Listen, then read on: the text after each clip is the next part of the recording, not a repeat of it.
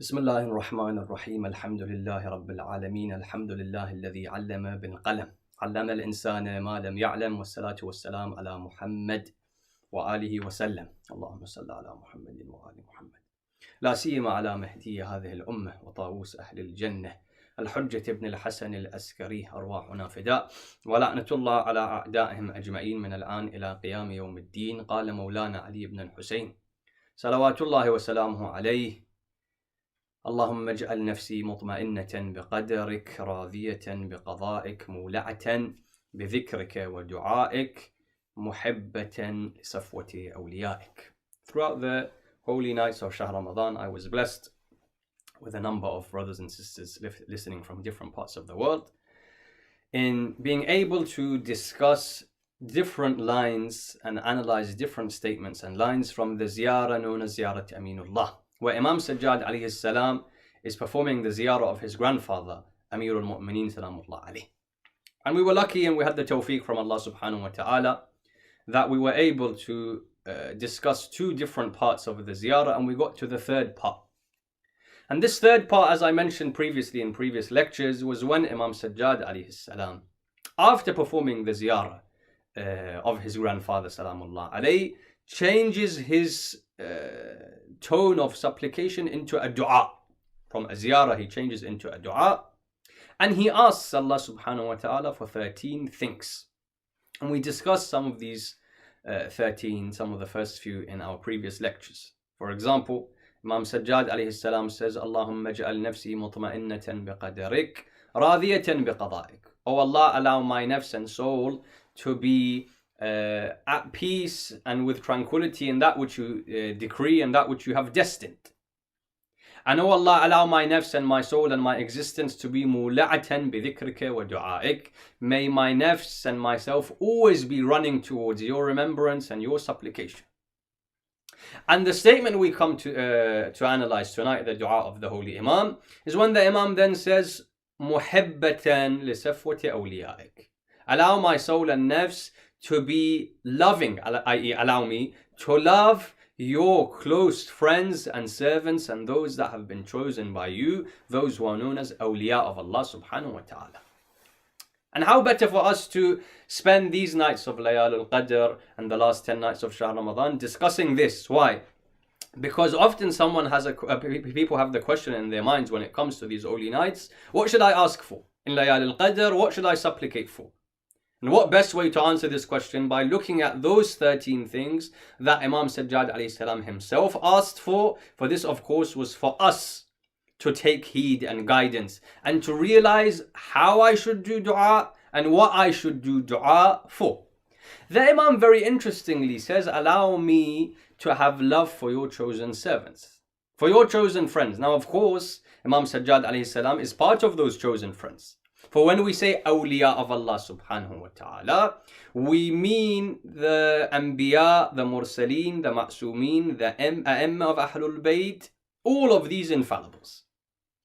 The Imam was saying, allow my love to be my heart to be filled with their love, and the fire of love in my heart to be kindled, so that I have love of Ahlul Bayt and A'imma and Anbiya and those people, those servants who are close to Allah subhanahu wa ta'ala. And before we get to analyze this supplication of the Holy Imam, we need to understand two things. Number one is, often people say, why discuss? Why discuss Anbiya, A'imma, Ahlul Bayt and their love and how it affects me and what benefit it gives me? Often people today, they want majalis and lectures, or they want sessions in masajid, but they don't want to discuss the awliya of Allah. They don't want to discuss what Quran speaks about. They don't want to speak about ahadith of Ahlul Bayt. They don't want to hear the dhikr of the chosen servants of Allah subhanahu wa ta'ala. And to those people, it needs to be said that if you're not going to discuss Ahlul Bayt, A'imma, Anbiya, Quran in masajid, in majalis, then where else are you going to discuss? People often say, we don't want discussions of this type in our majalis. We want discussions that are solely dunyawi. No. Yes, there are many discussions that are important.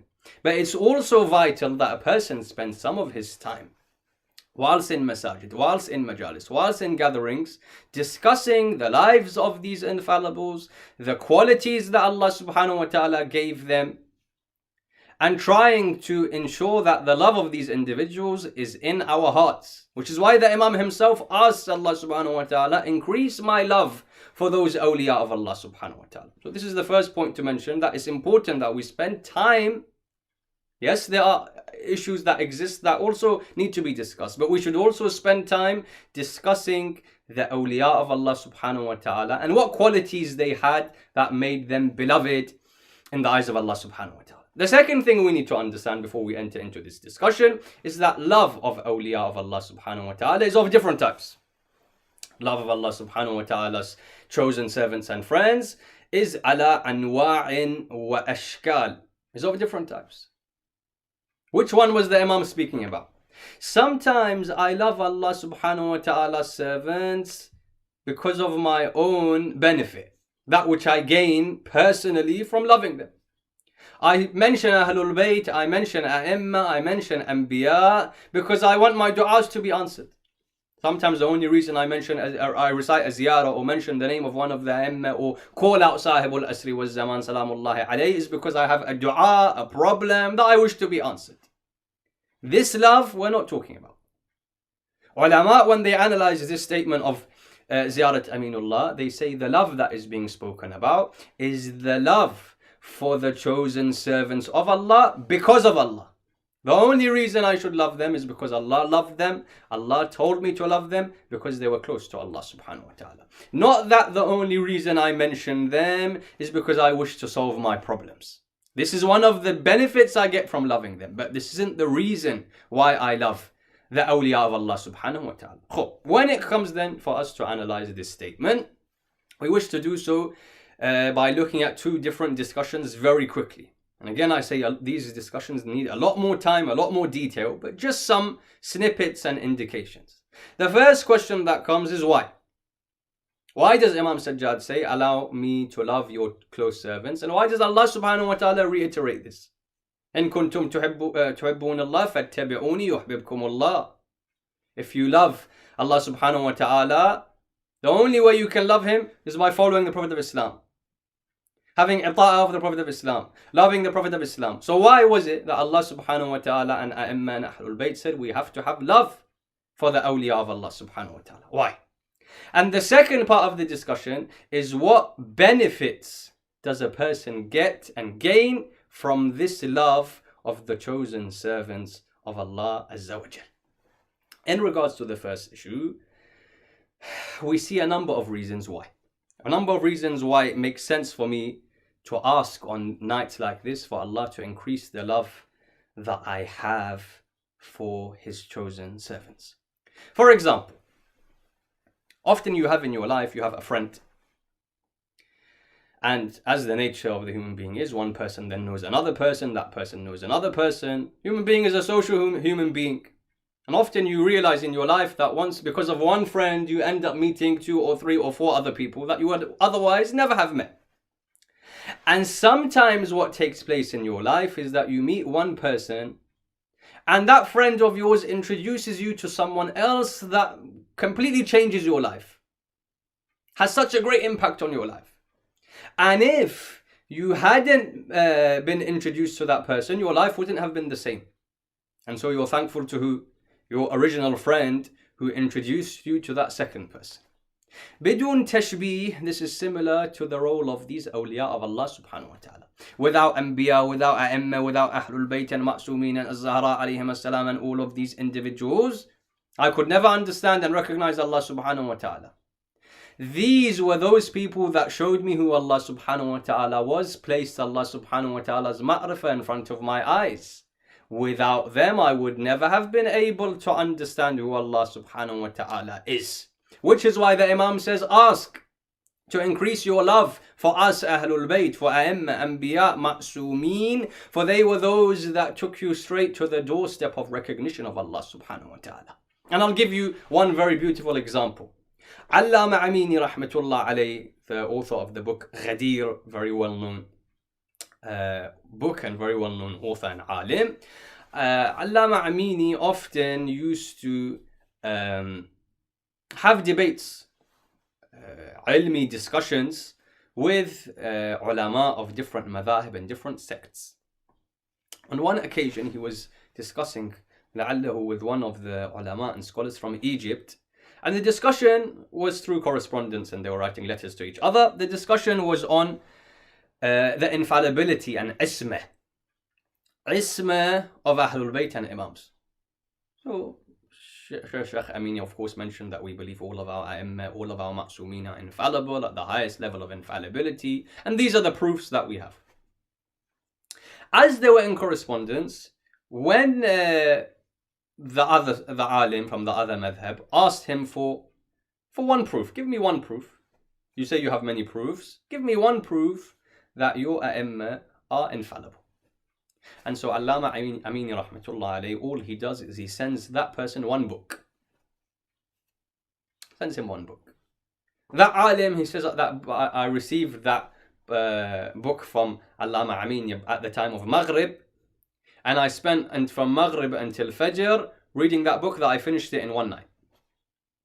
And I wrote back to him and I said, this is enough proof of the infallibility of your A'imma. Because of what is mentioned in this book, that how could someone recognize Allah subhanahu wa ta'ala and speak and address Allah subhanahu wa ta'ala like this? What was that book that he had shown him? The book that Allama Amini had given him was Sahifa Sajjadi of Imam Sajjad alayhi salam.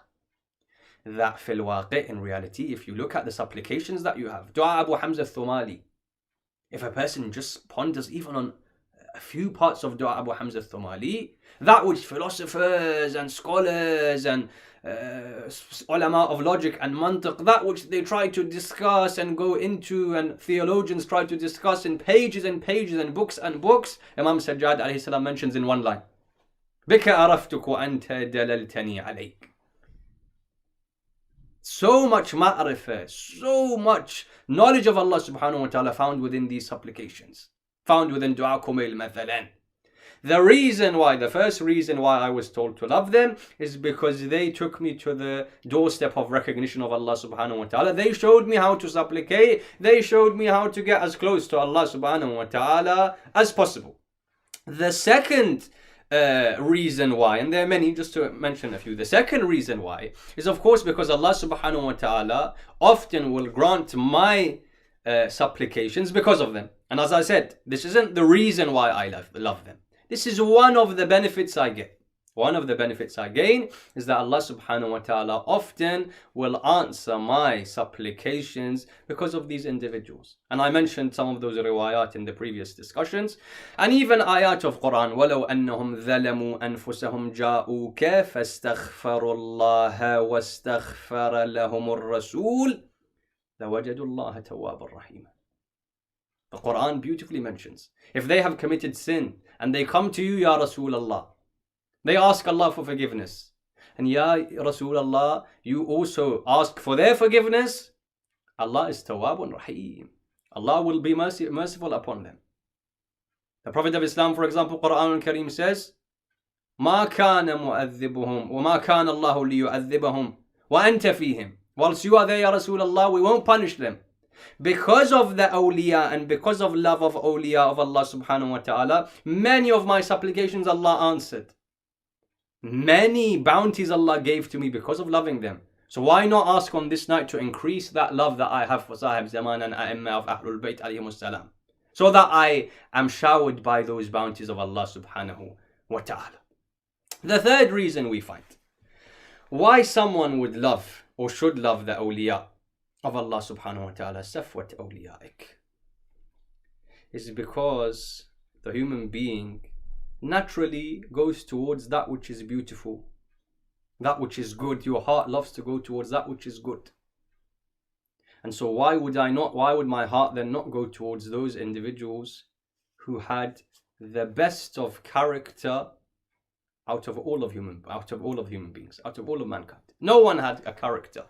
No one had amal and action and implementation of the commands of Allah subhanahu wa ta'ala. No one had humanity like these individuals. And so as part of my fitrah to love people that loved human beings, to love people that implemented the rahmah of Allah subhanahu wa ta'ala onto this earth like no one else. To love people that had the softest of hearts. When you look at the lives of Ahlul Bayt, A'imma and Anbiya, Why would I not love them when I see the impeccable characteristics that they had in their life? And I wish to give you one example, and I wish to then move to our second discussion. Amir al-Mu'mineen, these days are the days of remembrance of Ali ibn Abi Talib alayhi salam. We're told that a few weeks or so before he is martyred by Ibn Muljam. Ibn Muljam, may Allah's mercy be away from him. Ibn Muljam on one occasion says that I reached Kufa a few weeks before I had to attempt to assassinate the Holy Imam, and I don't know anyone there. I don't know anyone in Kufa. I wish to find a place for myself to stay, a place that I can stay and rest and spend the night. He sees that there's a group of fuqara in a certain part of the city. He goes to one of them. He says, do you mind if I look? I know there's not that much space. I know everyone has their own space and their own belongings and whatever. And only a certain amount of food is given. But if you don't mind, just for one night, if I can just spend the night here, and tomorrow I'll find my own place. The person says, okay, fine. The person says, look, Ali ibn Abi Talib comes. Now, whether he comes normally, the Aimma alayhimus salam would come at night time to distribute bread to the poor. So whether it was nighttime, daytime is not that important. But he says, look, Ali ibn Abi Talib comes and each person gets one loaf of bread. You're not from the city, so I don't know what's going to happen. But what we'll do, this person had a soft heart and a kind heart. He said, look, the one loaf of bread that I get, half of it, you can have, the other half I will consume. They hear the footsteps of Ali ibn Abi Talib. Ibn Muljam knows the status of Ali, Amir al-Mu'mineen. He knows that Amir al-Mu'mineen is a genius of his time. He knows that Amir al-Mu'mineen will pick up immediately. Why is he here? This person's from the Khawarij. He'll know that, for example, if I'm spotted by Ali ibn Abi Talib, Amir al-Mu'mineen will know that, for example, I'm trying to kill him or something's going on here. And he had that level of recognition that he knew the status of Ali ibn Abi Talib. So when he hears that Amir al-Mu'mineen is entering in, he hides himself. Now, whether he hid himself under someone's bed, behind a pillar, whatever, he hides himself. Amir al-Mu'mineen salamullah alayhi is entering. And as he's entering, he's giving each person one loaf of bread until Ali ibn Abi Talib gets to that poor person, that faqir, with whom Ibn Muljam is meant to be a guest.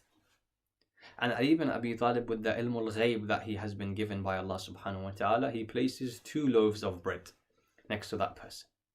That person looks up and says, Ya Ali, Ya Amir al-Mu'mineen, everyone else gets 1. Every day we get 1 loaf of bread. Why today do I get 2? So Ali ibn Abi Talib says, because you have a guest today, don't you? Give that to your guest. Ali ibn Abi Talib has ilm al-ghayb. Allah gave him ilm and knowledge of the unseen. So he knows not only that that guest is Ibn Muljam, he knows that that is the person who eventually will assassinate him and be the reason for his death and shahada and martyrdom. Yet still, look at the insaniya of Ali ibn Abi Talib. That he doesn't wish for even a human being who is going to be his qatil, who is going to be his murderer. He doesn't even wish for him to go hungry on a night like this in Kufa. And so he says, this is for that guest of yours. Even though that guest is a mujrim, even though that guest is someone who will be punished by Allah subhanahu wa ta'ala and is being punished by Allah azza wa jal, yet still look at the insani of Ali ibn Abi Talib. Look at the mercy of that Amir al-Mu'mineen salamullah alayhi. Why do I love Ahlul Bayt and A'imma and Awliya? Why did Imam Sajjad say, increase on a night like this, muhabbatan li safwati awliyaik, my love for these individuals? Because they had a character like no other character. The more I love them, the more I'm able to look at their character and implement their character in my life. The closer I get to Allah subhanahu wa ta'ala. This was the first discussion as to why. Why did the Imam say, allow me to love, increase my love? The second discussion is, what benefit do I get? What benefit do I get from loving awliya of Allah subhanahu wa ta'ala? And again, many riwayat mentions as to what a person is given. For example, a person comes to Ali ibn Abi Talib salawatullahi wa salamuhu alayhi. He says, Ya Amir al-Mu'mineen, I love you. I love you, Ya Ali ibn Amir al-Mu'mineen. Amir al-Mu'mineen says, in kunta sadiqa. If you are true, then you will see me in a number of places. I.e., Amir al-Mu'mineen was telling us what is the effect of loving him. He says, if that which you say is truthful, you will see me in a number of places. For example, he says, you will see me whilst your nafs is being removed from your body. You will see me when you are next to the Sirat. When you are walking on the Sirat, you will see me, for example, next to the pool of Kawthar. If your love is true for me, you will see me in some of the most difficult times that you have in your life. Certain riwayat speak about 7 or 8 different places where A'imma Ahlul Bayt alayhim salam come to help the believer in the Akhirah if he had the love for Sifwat Awliyaik. And I wish to give us one example of this. One example of the benefit. And this example comes from the life of the great alim Allamatul Hilli, rahmatullah alayh. Allama Hilli, as we know, has written a number of books. Books in fiqh he has, books in usul he has, books in aqaid and theology he has. There are so many different ulum, in history even, Allama Hilli has books. Some of the very important works that we have are the works of Allama Hilli, rahmatullah alayh. Allama Hilli has one book by the name of Al-Fayn. And Al-Fayn, in actual fact, is a response to someone who wrote 1,000 objections against the wilayah of Amir al-Mu'mineen alayhi salam. So a person, he wrote 1,000 objections, ishkalat, criticisms of the infallibility of Amir al-Mu'mineen, of the wilayah of Ali ibn Abi Talib, saying that he wasn't the truthful successor of the Prophet of Islam, he wasn't mansoos min Allah, all of these things. Now, Allama Hilli, when we look at this book, Al-Fayn, we're told as to the story behind how it was written. And the narratives are slightly different, but very similar, even though there's slight differences in certain details. But we're told that this person who wrote this book with 1,000 criticisms wouldn't allow anyone to see or get a copy of the book. Now, it's not like today when you have photocopy, when you have scan, when you have all types of things on the internet, how easy it is that to copy a book. He has one copy and he doesn't want anyone to be able to be given it. Why? Because if it comes in the hands of a follower of Amir al-Mu'mineen, that person may copy it down and write a response. And so to prevent anyone from writing a response to his book, what does he do? He doesn't allow anyone to even see it. Allama Hilli, when he realizes this, he asks the author to borrow the book. And of course the author says no. If Allama Hilli is asking me for the book, he's going to copy it down, he's going to give me back my copy, he's going to read it and he's going to analyze it and he's going to write criticisms. And so he says no. Allama Hilli comes to him and says, look, give it to me for one night only. 300, 400 page book, you can't copy it out by hand in one night. He says, give it to me one night only. The next morning, as soon as the time of Fajr comes, I'll give it back to you. So that person then thinks that he can't copy out the whole book in one night. He says, done. Al-Mu'minun inda shurutihim. Here's the book. You give it back to me after one night. Allama Hilli takes the book. What is his intention?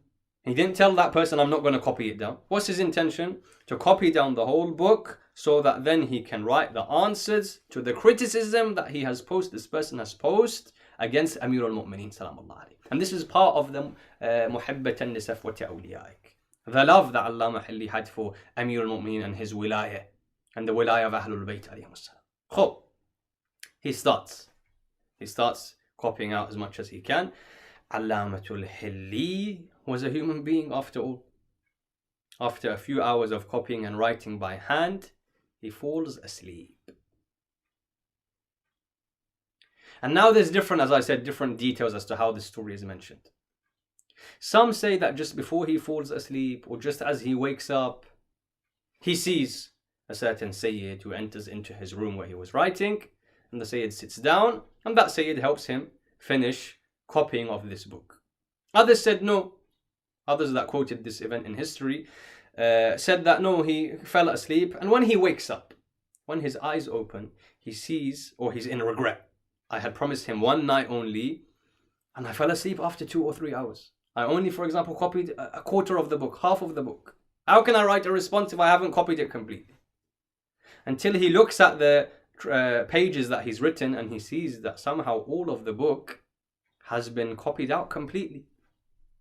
And according to this narrative of the story, once he notices that all of the book has been copied completely, he looks at the bottom, at the end of the book, at the end of his page, and he finds a message that this was completed by none other than Sahibul Asri wa Zaman. Salawatullahi wa salamu alayhi. As I said, the other narrative says no, that he in fact meets the Holy Imam. The Imam comes and helps him write up and copy out that book.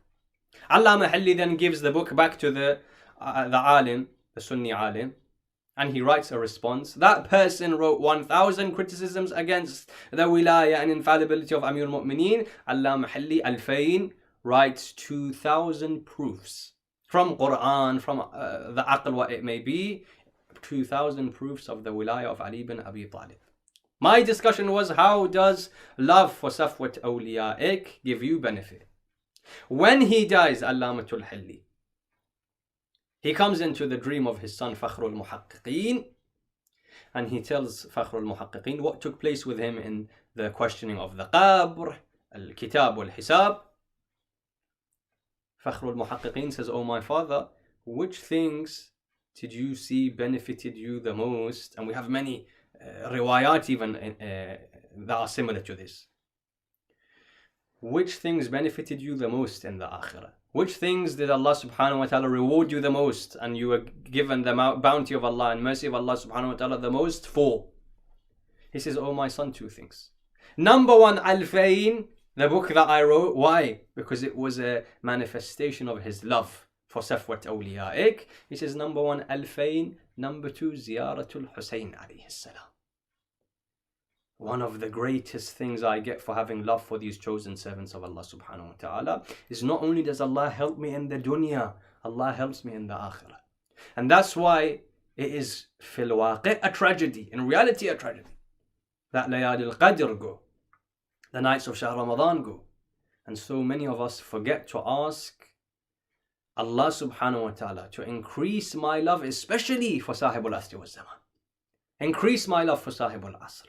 Allow me to have the love, like the love that Allama Halli had for Amir al-Mu'mineen, that he went to all types of difficulty to protect his wilaya. Allow me to be able to be like that for Sahibul Asri wa Zaman. For when I have the love for this holy Imam and I pray for him and I pray for his protection on a night like this, like Imam Sajjad would say, Muhibbatan li Safwat Awliya'ik, Allah subhanahu wa ta'ala drowns me in his mercy in this world and drowns me in his mercy in the next. And so we pray to Allah subhanahu wa ta'ala, Allahumma ij'al nafsi mutma'innatan biqadarik, radiyatan biqada'ik, mula'atan bidhikrika, wa du'a'ik, muhibbatan li safwati awliya'ik, mahbubatan fi ardhika wa sama'ik. اللهم إنا نرغب إليك في دولة كريمة تعز بها الإسلام وأهله وتذل بها النفاق وأهله وصل اللهم على سيدنا ونبينا محمد وآله الطيبين الطاهرين.